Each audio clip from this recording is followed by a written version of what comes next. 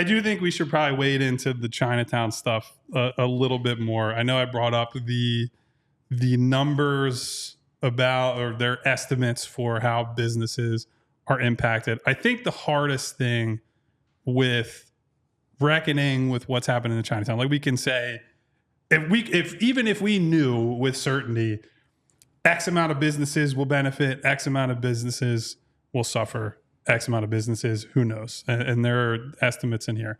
The hardest part to reconcile is just like the cultural stuff within that community that they got into. They interviewed tons and tons of people for this. There were focus groups. There have obviously been some very heated moments between, the Sixers have sent representatives like Dave Gould to these community meetings. Yep. He's got shouted at. Certainly they try to tell their side of the story. Chinatown doesn't receive that. People in Chinatown rightfully feel like, look, there are a lot of longtime businesses here that maybe the top end economic value is not significant, but as a piece of the community and as like they're all interconnected in some way. Like if they feel if they lose this cultural cornerstone that maybe people aren't coming from out of the neighborhood to go to, that could have a cascading domino effect on these other places. And as they do try to bring in family who immigrates, or just people who immigrate here in general, that it becomes a less hospitable place for people to first assimilate in America and like build a life here. And that obviously, like, I was born and raised here. I don't know personally in my own life a ton of like first generation immigrants, but you talk to people about that experience and that idea of having that built-in community to just come to, and they've been through the process. A lot of like current residents, business owners and whatnot in Chinatown can also help them just like get on their feet faster, get them set up, put them in groups where they begin to learn English for the first time. That allows them to then, even if it's not them, maybe it's their kids, maybe it's their grandkids that eventually can expand into, broader communities, leave that area, and then, I don't want to say graduate, but move on to more opportunity. So that's a part that even if we knew with absolute certainty the rest, it's so hard to grapple with that component of it. Now, that being said, there are some facts, or there's some data points in here. So the Philadelphia Chinatown Development Corporation, they're largely opposed to this project, right? Talking about the escalation of real estate fees and whatnot. I do think it's important to note I almost said the acronym wrong because I got used to the MBDDBF. It would have been one of those. The PCDC has been here since 1966. This is a little bit of independent research I did. They have put in 306 affordable housing units in that 58-year period. The Sixers, as part of this proposal, are dedicating, I believe it's 20% of their units that will be attached for housing will be affordable housing. That's about 79 or 80 units.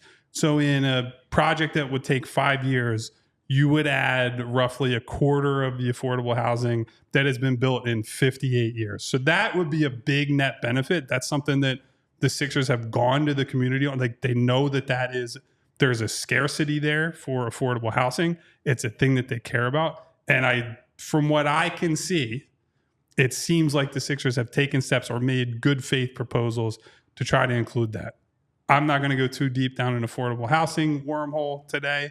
It's not what people come to the show for, but that's just something to keep in mind. So I said to Vince, said to these guys before the show, while I think the project seems like it's being viewed as largely neutral or positive in many of these areas, the Chinatown part is really, to me, the only coherent argument you could make to not do this. If you are someone who does not believe they should do it because of that, I will not argue with you, because frankly, it's not my area of expertise. I can't tell you the actual day-to-day livelihood impact it will have on these people. There were some figures that, 45% of people who come to Chinatown daily are coming in cars. Yeah, and so any parking overflow has a material impact on these people and their businesses. that I am receptive to that belief. And so I understand the pushback. I understand these, the Save Chinatown group that has been big on this. I'm not shouting anyone down on that. When push comes to shove, unfortunately, I think communities end up getting pushed aside in these examples. That's why I think the city will ultimately greenlight this. But it's important that we highlight things like this because it is a major impact of a potential project there. Yeah. To your point on the 45% commuting, driving, only 17% currently use SEPTA to get into the area. Now, part of that is because a lot of people going to that area live there. So there's a lot of walkers there. It's not all people driving. But 17% is lower than I would have expected. And I think obviously the transportation component is a critical aspect of making this actually successful. I was also just frankly stunned by the report when it said that only 20% of businesses, Chinatown businesses, would benefit from the arena. I thought that was going to be much higher. I thought so part too. Of the justification, so to speak, of, this might displace your community a little, is at least the people around there will benefit because of all the foot traffic. That report doesn't seem like it's even necessarily finding that. And look, obviously I didn't come here. Like I was born in America. My grandmother was a first generation immigrant and she came here not knowing a lick of English, didn't know anyone over here. Her being able to find a community, a Hungarian American community, to help her assimilate was huge in her ability to adapt. So it's really tough to read this. And one of the lines on there says, the arena should be considered a significant potential risk to Chinatown's core identity. And it obviously brought up what happened in DC and the loss of any real Chinatown in that arena. The MCI Center, I believe it was back in the day. That's a huge concern. And everyone here listening to this is going to have, weigh how much they value that concern differently. But it is the one real negative on this proposal. Everything else, like Kyle said, you either look at and you say it's neutral or a net positive. But this is one that I don't think there's necessarily a good plan to mitigate and to keep Chinatown what it is and what some people rely on it to be. And I do think I think I brought it up earlier in the show, so forgive me if I'm repeating myself. It is also important to note that the study also concedes that in a situation where they don't build anything, the gentrification, general city gentrification, rising real estate costs are likely to impact Chinatown as well. And so there are still people, like even if, let's say the arena doesn't get built, the people who are against it in Chinatown are successful in stopping this. There is no data available to say, well, Chinatown's just good now, right? Because other people will come in. The fashion district has been largely a failure, right? Since that was put in. Rent is very high there.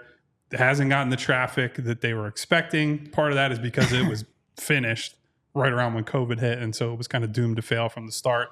You can't build habits for people. I'm not trying to, blame anyone for that failing, but something is going to have to happen there. There needs to be some form of a catalyst in that area to, as Devon was talking about earlier in the show, and Winona and some other people in the chat have talked about today, that was an area of the city, not just Chinatown, but Market Street and the surrounding area.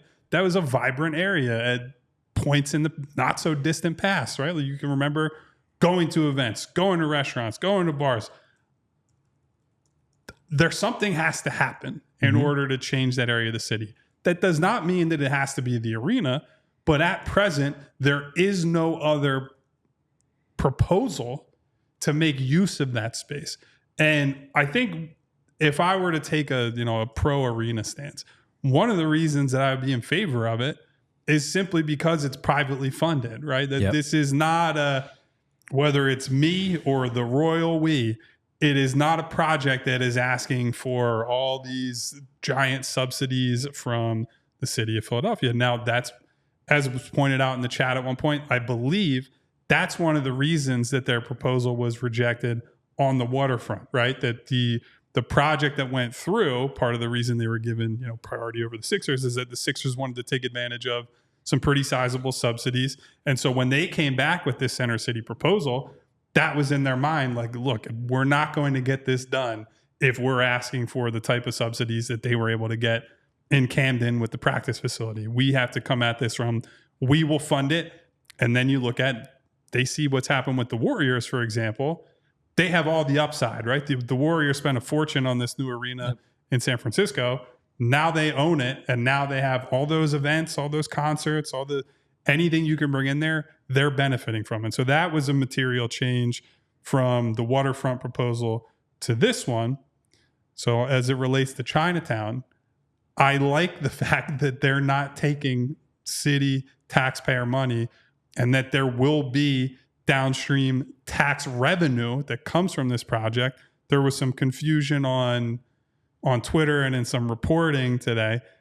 The cumulative value that's suggested in the study that will come from this is over $1 billion of tax revenue, which is not nothing. And in fact, that is a lot of money in tax revenue over even an extended period of time. That's a lot of money. Yeah. No, the confusion, I don't know if you want to get into this, but the confusion, there's a number floating around of $390 million. That is the present value.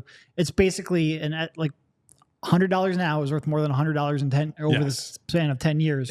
So in layman's terms, it's basically why you take the lump sum if you hit the lottery rather than the annuity, because the value of money now is more valuable than that same dollar value 30 years in the future. So what was the overall revenue that you mentioned? The overall revenue was $1.057 billion. Right. The present value basis is like $390 million. So using Kyle's analogy, the present value base is basically saying like, what's the number you would have to say, all right, I want that money now. It's what if you took $390 million. Just give $390 million to I the can city. turn that into the actual revenue. Yeah. Yeah, tough. I mean, it's tough. That's the tough part of course about it, because as the guy said, and I've never lived down in Chinatown. I frequent it occasionally, just going in and out, and that's it. I just look at it as part of the city. I know where it is. I know what's going on, and they love their area and all. And I mean, some people are against some of the things that Chinatown wants. And Steve brings up in the chat about the convention center down there and some of the Gallery 1, Gallery 2 now being the fashion district, where they've never really wanted anything down there or around there in that area. So is it a pattern? And it's just conversation, of course, that, and everybody has a right to their opinion and how they want to talk about things. Is it a pattern? Do they want anything else down there that's going on outside of the fact that of what they have going on in their own community? And you understand that for them, as Kyle mentioned, that's their area. That's where you bring your family and you try to get things started there. And it's been around for a long time. There's always going to be something going on around you, wherever you are. There are things going to be going on around you, no matter what your area is. And adjustments have to be made a lot of times. And it's unfortunate on that part. But I cannot say anything about really what they want just because I don't live there. I'm not in that spot to really understand how. And maybe at some point, I would like to have someone from the Sixers on the show at some point to talk about there.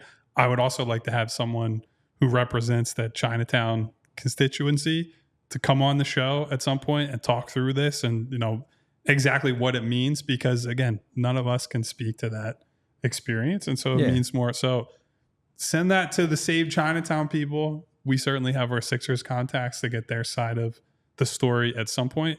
But I guess wrapping all this up, brass tacks. Do you guys think this arena gets built? Yeah. Yeah, I do. We all silly like the mayor.